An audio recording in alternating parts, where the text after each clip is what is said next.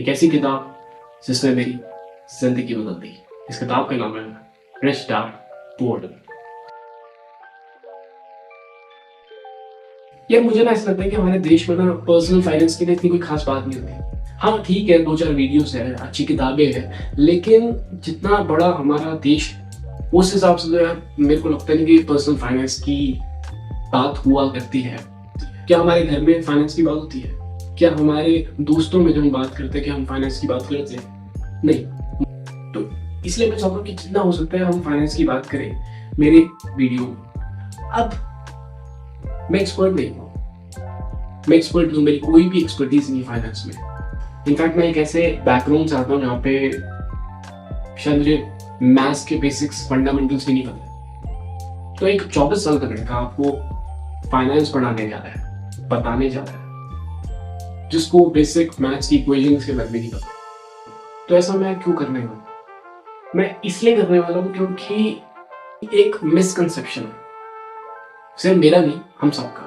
वो ये है कि हमें लगता है कि मैथ्स का पर्सनल फाइनेंस से रिलेटेड है, जबकि पर्सनल फाइनेंस जो है it's not about maths, it's about आपका रिश्ता पैसों के साथ। इट्स अबाउट कि आप पैसों को कैसे देखते हैं, आपका नजरिया पैसों की तरफ। It's not a game of number, it's a game of a relationship which you built with the money, जिसके ऊपर हमारे देश में आज भी बहुत कम बात होती है। मैं मानता हूँ कि हो सकता है कि आपके दिमाग में कुछ फाइनेंस से रिलेटेड बड़े बड़े दिग्गज नाम आ जाएंगे जो हमारे देश में बहुत अच्छा करते हैं, and I really admire them as well. But क्या 2 4 5 10 15 लोगों की जरूरत है? क्या हमारे पूरे देश को फाइनेंस के बारे में बात करने की जरूरत है? This is one of the reason I am getting into it. Plus मेरी रुचि भी है। मेरी रुचि कैसे है इसके ऊपर बात करते हैं। तो आज से कुछ 2 साल पहले मेरी पहली जॉब लगी थी, और पहली जॉब के साथ ही ना मुझे था कि मुझे ना पर्सनल फाइनेंस समझना है। और पर्सनल फाइनेंस के ऊपर जब हम बात करते हैं तो एक ऐसी किताब है जो कि सालों से बहुत पॉपुलर है। इसको आप लाइफ के किसी भी स्टेज में आप पढ़ सकते हैं। अब जिसका नाम बहुत सालों से सबसे पहले आता, और वो किताब को तो आपने गेस कर ही लिया, लेकिन आज इट्स मैचिंग, ऑलमोस्ट मैचिंग। तो मैं बात करूं एक ऐसी किताब के बारे में जिसने मेरी जिंदगी बदल दी। उसका नाम है रिच डैड पुअर डैड। ये कैसी किताब है जिसको ना मैंने आज से 2 साल पहले, लगभग 2 साल पहले, अपनी पहली नौकरी के साथ ही पहली फाइनेंशियल किताब को पढ़ना शुरू कर दिया था। और इस बुक ने ना जिंदगी के ना सारे फंडे हिला दिए थे। इस बुक ने ना बहुत सारी चीजें सिखाई। अब इस वीडियो को ना इस बुक में मैं एक्सप्लेन नहीं कर सकता, ना ही मुझे लगता है कि वो सही चीज है, क्योंकि इस बुक में इतनी लर्निंग है कि वो एक वीडियो में बतानी ऑलमोस्ट नेक्स्ट टू इम्पॉसिबल है। इसलिए आई वुड इनकरेज यू कि आप इस बुक को जरूर पढ़ें। और मैं जानता हूँ कि आप में से काफी लोगों ने इस बुक को जरूर पढ़ा हो। आप में से काफी लोगों को इस वीडियो में मैं जो बातें करने वाला हूँ शायद उसके बारे में ऑलरेडी पता होगा, लेकिन फिर भी अगर हो सके तो आप इस वीडियो को दोबारा से देखें, क्योंकि कई बार चीज़ों को दोबारा से रिकॉल करना भी अच्छा होता है। जैसे इस वीडियो पे मैंने काफ़ी सारी चीज़ें हाईलाइट कर रखी है, तो कभी कभार ओकेजनली जो मैंने चीज़ें हाईलाइट कर रखी है उसको मैं आके पढ़ लेता हूँ। ये किताब है जनाब की, जिनका नाम है रॉबर्ट कियोसाकी। इन्होंने अपनी खुद की पर्सनल लाइफ इस बुक में बताई है, और अपनी जो भी लाइफ की लर्निंग्स है फाइनेंस को लेके, पर्सनल फाइनेंस को लेके, मनी को लेके, वो इस बुक में शेयर कर दिया। रॉबर्ट कियोसाकी मानते हैं कि उनके 2 फादर होते हैं। एक होते हैं जो कि उनके बायोलॉजिकल फादर होते हैं, यानी उनके खुद के पिता, और एक होते हैं उनके फ्रेंड माइक के फादर, यानी कि जिनको they actually consider as a father figure. दोनों की लाइफ को लेके ना अंडरस्टैंडिंग एग्जैक्ट ऑपोजिट होती है। दोनों एजुकेशन को सुप्रीम मानते हैं, दोनों मानते हैं कि education is very important when it comes to life, लेकिन दोनों की जो अप्रोच होती है एजुकेशन के लेके वो बिल्कुल एग्जैक्ट ऑपोजिट होती है। एक मानती है कि एजुकेशन का मतलब होता है स्कूल जाना, अच्छे नंबर लाना, कॉलेज जाना, अच्छे नंबर लाना और नौकरी ढूंढना। वेराज दूसरे मानते हैं कि स्कूल में वो स्किल्स नहीं सिखाए जाते जो कि लाइफ में इंपॉर्टेंट होते हैं।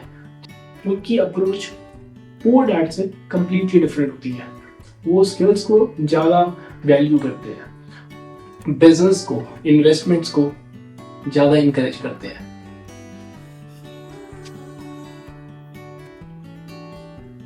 क्योंकि रॉबर्ट दो फादर कंसीडर करता है, इसलिए वो बचपन में एक डिलेमा में होता है दोनों सिचुएशन को लेके। लेकिन कहीं ना कहीं उनकी जो लाइफ की अंडरस्टैंडिंग होती है वो बहुत गहरी होती है, क्योंकि उनको एक हॉलिस्टिकल अप्रोच उनको लाइफ के प्रति दिखती है। जैसे किताब के पहले ही पन्ने में लिखा है कि for example one dad would say the love of the money is the root of all evil. एक फादर मानते हैं कि पैसों के साथ जो मोह होता है वो ही आपकी लाइफ में बहुत ज्यादा सफरिंग लेके आता है। The other side the lack of money is the root of all evil. दूसरे मानते हैं कि लाइफ में पैसों की कमी ही सबसे बड़ी सफरिंग लेके आता है। तो कहीं ना कहीं एक हॉलिस्टिकल अप्रोच उसको पता लगती है। एक की अंडरस्टैंडिंग कुछ है लाइफ में, लेकिन दूसरी की अंडरस्टैंडिंग एग्जैक्ट ऑपोजिट है। यहाँ पे एक चीज लिखी है कि वन ऑफ द रीजन जो अमीर लोग हैं वो और अमीर होते हैं, और जो गरीब लोग हैं वो और गरीब होते हैं, और जो मिडिल क्लास लोग होते हैं वो लगभग डेट में ही, कर्जों पे ही डूबे रहते हैं। उसका एक सबसे बड़ा रीजन है जो हमें बचपन से ही हमारे घर में सिखाया जाता है पैसों को लेके। हमारे घर में बचपन से ही पैसों को लेके बात नहीं होती है। Even if you going to talk about money in your family, हमारे घर में एक मायूसी छा जाती है। हमारे घर पे पैसा एक ऐसा टॉपिक है जिसके बारे में ना तो हमारे फादर बात करना पसंद करते हैं, ना तो हमारी मदर को कोई आइडिया होता है पैसों को लेके। तो आगे लिख रहे हैं कि एक गरीब बाप अपने बच्चे को पैसों को लेके क्या ही सिखाएगा। वो यही सिखा पाएगा जहाँ से हमारा कि अगर पैसा कमाना है, स्कूल जाओ, पढ़ाई करो, अच्छे नंबर लाओ और नौकरी करो। That is the only way जिससे आपके पास पैसा आ सकता है। तो एक गरीब माँ बाप अपने बच्चे को यही ज्यादा से ज्यादा बता पाएंगे।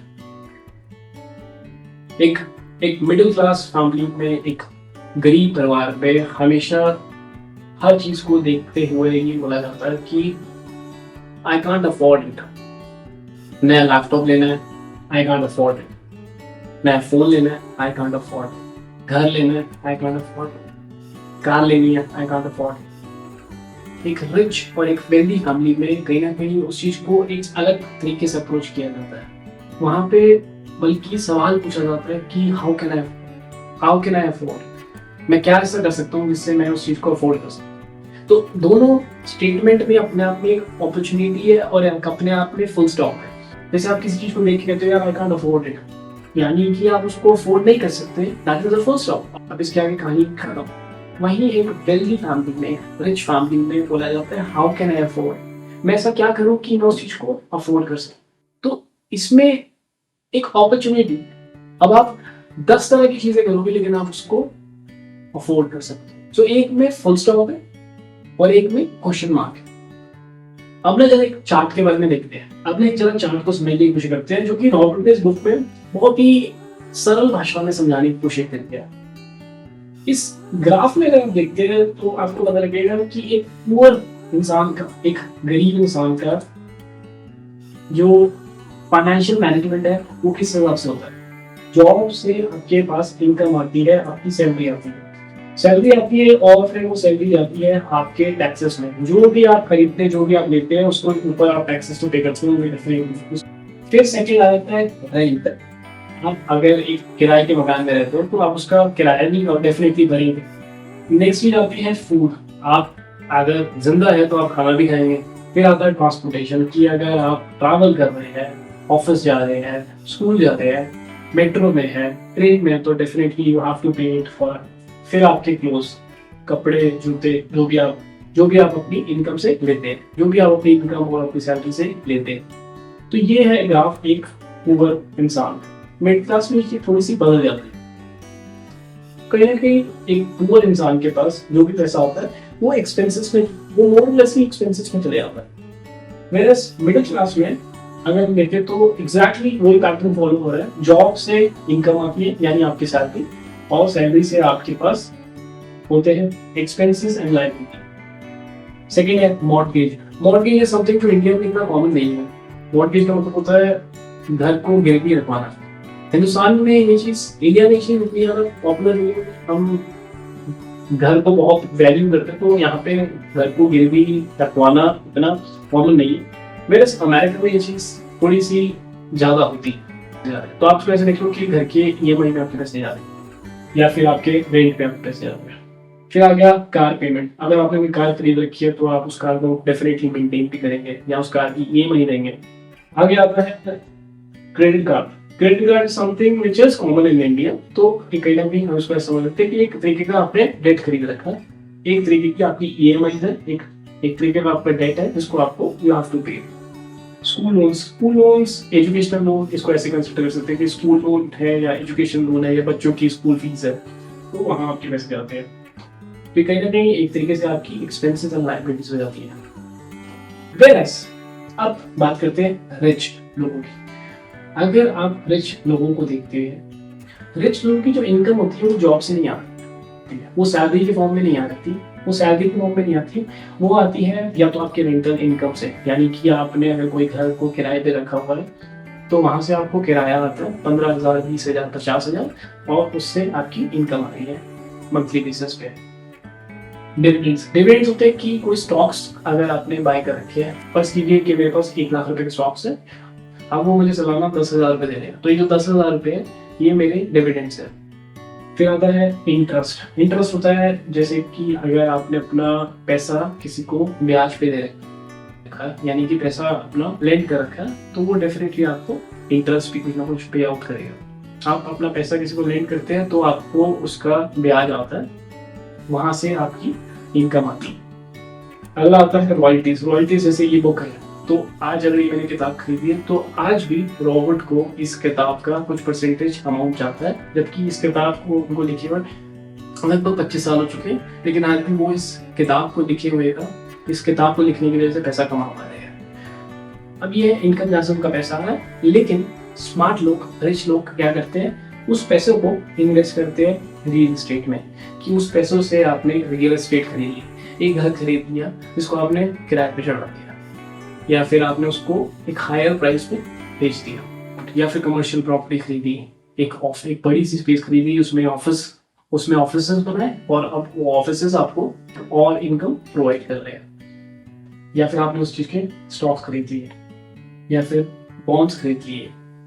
तो कुल मिला के एक अमीर इंसान के साइकी में ये फर्क होता है कि वो एसेट को बिल्ड करता है, और एक गरीब इंसान, एक मिडिल क्लास इंसान लाइबिलिटीज को बिल्ड करता है। वो अपनी इनकम से अपने एक्सपेंसेस या फिर लाइबिलिटी खरीदता है, वेयरएज जो रिच इंसान है वो अपनी इनकम से और एसेट्स बनाने लगता है। और इस किताब में ऐसी बहुत सी चीजें जो डेफिनेटली रीड, जैसे कि रॉबर्ट कहते हैं कि जो आप कमाते हैं वो एक स्किल है, लेकिन आप कितना बचाते हैं वो भी एक बेहद इंपॉर्टेंट स्किल है, जिसके बारे में अक्सर बात नहीं होती है। कि जो रिच डैड है वो इनकरेज करते हैं कैलकुलेटेड रिस्क लेना, वेराज जो पुअर डैड होते हैं वो एक स्टेबल इनकम, एक स्टेबल लाइफ को ही इनरली लुक अप टू करते हैं।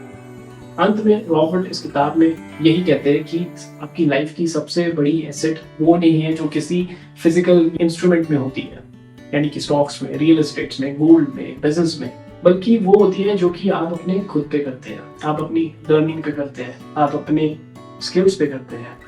तो ये थे कुछ फंडामेंटल बेसिस बुक के, जो कि शायद आज से कुछ 2 साल पहले मुझे क्लियर हो गए, क्योंकि मुझे पता लगे, जिसकी वजह से आज भी इन सिद्धांतों पे मैं कहीं ना कहीं चलता हूँ। कभी कभार इन चीज़ों को दोबारा से आके पढ़ने की कोशिश करता हूँ, ताकि उससे कुछ नया मीनिंग मिल सके।